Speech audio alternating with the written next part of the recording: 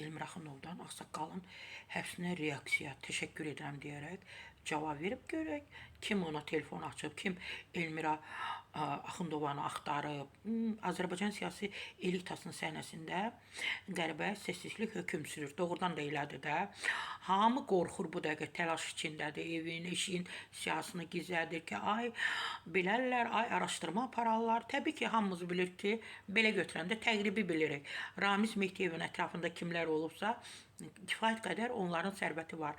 Dünənə qədər Ramiz Mehdiyevin adını eşidəndə ayağa qalxan, onun qarşısında baş əyən Ramiz müəllim kəlməsini müqəddəs bir söz kimi tələffüz edənlər bugün qəribə bir qorxu içindədirlər. Bəli, əksəriyyəti danışmaq istəmir, heç kimi etiraf etmək istəmir ki, bir vaxtlar bu ölkənin ən qorxulu, ən nüfuzlu, ən toxunulmaz adamının qarşısında saatlarla gözləyiblər.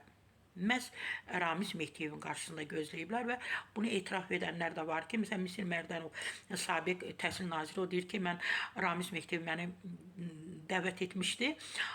Deyir, mən bir saata yaxın, bir saatdan da çox onu belə deyək də, qapısının ağzında biraz sadə deyəkdir, gözlədim.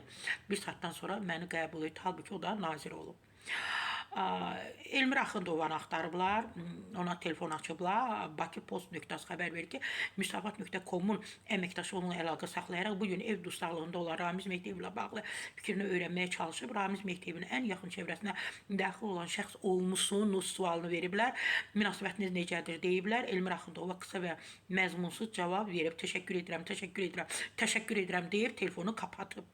Gör kimlər.